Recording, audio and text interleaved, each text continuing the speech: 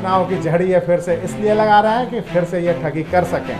इनके प्रधानमंत्री के घोषणाओं के बारे में दोबारा कहने से कोई फ़ायदा नहीं। सारे लोग यहाँ उपस्थित सब जानते हैं कि कितनी घोषणाएं की गई और कितनी फलीभूत हुई।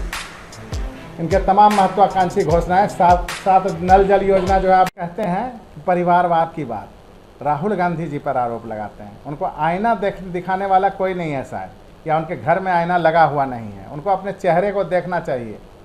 जिसके बिस्तर के नीचे से 3 करोड़ रुपया बरामद हुआ, बिस्तर के नीचे आप लोग रखते हैं 3 करोड़ रुपया, 300, 500, 1000, 2000 सब रखता है तकिया के नीचे। बिस्तर के नीचे 3 करोड़ रुपया रखते सुने हैं आप लोग? रख के सोए हैं क्या कभी? तो गिरिराज सिंह जैसे लोग जो 300 करोड़ रुपये बिस्तर के नीचे रखते हैं, वो आरोप लगा रहे हैं राहुल जी पर। पेट्रोनिज्म की बात करते हैं, वंशवाद की बात करते हैं। उनको बताना चाहिए कि बीजेपी के जो शीर्ष नेतृत्व है, अमित शाह से लेकर राजनाथ सिंह से लेकर पीयूष गोयल से लेकर सीतारमन जो उनकी वित्त मंत्री है, उन सब के बेटे का हवाला देना चाहिए। बताना चाहिए कि उनके बेटे कहाँ हैं, क्या कर रहे हैं। राजनाथ सिंह के बेटे के बारे में वो क्या कर रहे हैं। वंशवाद वहाँ पल बढ़ रहा है। वंशवाद यहाँ नहीं है जो गरीब जनता के लिए मनरेगा के मिट्टी को अपने कंधे पे ढोता है। वंशवाद वहाँ नहीं पल रहा है। यहाँ तो गरीबी जो है दिखाई दे रही है कि गरीबी को किस तरह से अपने कंधे पर, मजबूत कंधे पे उठाना चाहते हैं। गरीबों को किस तरह से अपने मजबूत कंधे पे उठाकर बेड़ा पार करना चाहते हैं उनका। वंशवाद वहाँ पल रहा है जहाँ जय शाह का 50 करोड़ का कंपनी आज 50,000 करोड़ का कंपनी हो जाता है 10 साल के सरकार में। आप इस सरकार के दरमियान बढ़ने वाले बेटे को देखिए, वंशवाद कौन कर रहा है। और ऐसे लोगों को आरोप लगाते जरा जुबान नहीं लड़खड़ाती है। आज ही हमारे एक गृह मंत्री ने आरोप लगाया पूरा गठबंधन पर, कहा कि जंगल राज था। पहले लूट होता था बूथ का, लोगों को वोट देने से रोका जाता था, पहले इतना केस हुआ करता था। आज बताएं वो मंत्री जो आरोप लगा रहे हैं, नित्यानंद राय जी गृह मंत्री, वो आरोप लगा रहे हैं, जो उनको बताना चाहिए कि उस कार्यकाल में उनके ऊपर कितने मुकदमे थे, उस कार्यकाल में उनके ऊपर क्रिमिनल के कितने मुकदमे थे, कितने क्रिमिनल केस थे नित्यानंद राय जी के ऊपर उस जंगल राज के समय। यह बताना चाहिए कि वो मुकदमे कैसे खत्म हुए। कि भाजपा में आते ही दूध से धुले और मंत्री बन के वो अपने सारे मुकदमे अपनी सरकार से खत्म करवा लिए। सैया भय कोतवाल अब डर काहे का। ऐसा काम करने वाली सरकार से यह अपेक्षा रखना कि वो कुछ भी सही बोलेगी और सही जवाब देगी जनता को, ये एकदम नाइंसाफ़ी हो। तो इस बात का भी जवाब देना चाहिए कि बुढ़ापे का सहारा जो वृद्धा पेंशन था, उसने उन बूढ़े माँ बाप को, उन बूढ़े बुजुर्ग को किस तरह से उसका शोषण किया। 400 रुपये में जीवन यापन करने के लिए उसको मजबूर किया। आप बताइए 400 रुपये में उनका जीवन यापन कैसे होता रहा होगा। और 400 रुपये देकर वोट बैंक की तरह इस्तेमाल करना चाहती है। अब वो 1100 रुपये, जब महागठबंधन ने कहा कि 1500 रुपये देंगे, तो वो कह रही है कि 1100 रुपये देंगे हम। आप तुलनात्मक देख लीजिए कि किस तरह से यह सरकार जो है केवल घोषणा करके तत्क्षण लाभ के लिए कि अभी हम 10,000 बोल देंगे तो महिलाएं मान जाएगी, अभी हम 1100 दे देंगे तो महिलाएं मान जाएंगे। अरे सत्ता में आप हैं, सत्ता की चाबी आपके पास है, आप खजाना खोल सकते हैं, सबको पता है। और यह खजाना 20 वर्षों में आपने क्यों नहीं खोला? इसका मतलब है कि 20 वर्षों तक बिहार की जनता शोषित पीड़ित होती रही।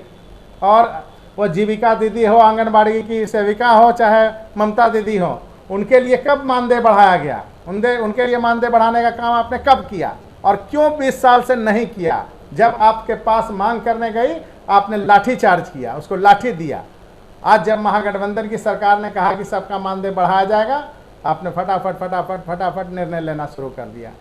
ये डबल इंजन की सरकार डबल स्पीड में दौड़ने का कोशिश कर रही है और लड़खड़ा के यहीं पर गिर जाएगी ये सरकार। जनता इनको यहीं पर सबक सिखाएगी। घोषणाओं की झड़ी ये फिर से इसलिए लगा रहे हैं कि फिर से ये ठगी कर सकें। इनके प्रधानमंत्री के घोषणाओं के बारे में दोबारा कहने से कोई फ़ायदा नहीं। सारे लोग यहाँ उपस्थित सब जानते हैं कि कितनी घोषणाएं की गई और कितनी फलीभूत हुई। इनके तमाम महत्वाकांक्षी घोषणाएं, सात नल जल योजना जो है, आप जाके देखिए कहीं नल चल रहा है? गांव में देहात में आज जाके सड़कों का हालत देखिए, सारा पानी जो है सड़क पे बह रहा है। सड़क पर नाला बना के रख दिया गया, कहीं निकासी की व्यवस्था नहीं है।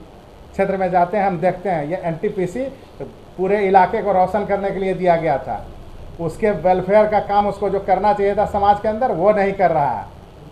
जो एनटीपीसी को सड़क और आसपास के इलाके को ठीक रखने का जिम्मा था, वो एनटीपीसी कैंसरस बीमारी के जैसा वहाँ से डस्ट देता है आम जनता की ज़िंदगी में, जो अपने घर के खिड़कियों को बंद करके रहने को विवश हैं वहाँ आसपास के लोग, कहलगांव के एनटीपीसी के आसपास के लोग। यह बात समझने समझाने की ज़रूरत है आम जनता को कि किस आधार पर वोट दिया जाए।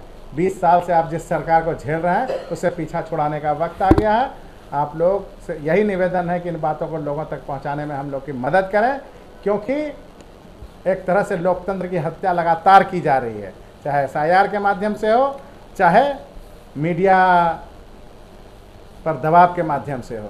तमाम मीडिया हाउसेस को जिस तरह से परचेज कर लिया गया, खरीद लिया गया, सबके मालिक कौन है? यह मीडिया में जिस तरह से मुद्रक और छापने वाले का प्रसारक लिखा जाता है ना अखबारों में, वैसे ही सारे चैनल पे दिखना चाहिए मालिक का नाम क्या है। तो अपने आप जनता को पता चल जाएगा कि ऐसे समाचार क्यों दिखाते हैं। बस नारा तो ये भी गूंज रहा है कि वोट चोर गद्दी छोड़। एक नीमो बैंक कह सकते हैं, नीतीश और मोदी का बैंक खजाना खोल दिया। तो नीतीश और मोदी के बैंक की ही बात हम कर रहे थे। वह बैंकिंग 20 साल से इन्होंने किसके लिए खोल रखा था? 58,000 करोड़ रुपया उनके बैंक की बात कर लेते हैं। 58,000 करोड़ रुपया इस बजट में केंद्र सरकार ने बिहार को दिया। उसमें से 24,000 करोड़ रुपया पावर प्लांट के लिए तिरुपति में आवंटित हुआ, चिन्हित किया गया कि ये 24,000 करोड़ रुपया से ये बनेगा।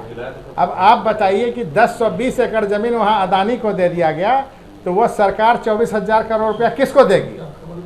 वो 24,000 करोड़ रुपया किसके लिए आवंटित किया गया? इस बात का जवाब लेना चाहिए आपको। ये बैंक इस तरह से खुला है उनके दोस्तों के लिए। सीट की बात तो समय से ही होना है। अभी चुनाव तो चुनाव आयोग घोषित ही नहीं किया है, उसके पास टाइम नहीं है। पता नहीं एक ही फेज में करने में सक्षम हो जाए इस बार सरकार। आपका कंफर्म हो गया? हाँ, कहलगांव कंफर्म हो गया? कहलगांव सबका कंफर्म है।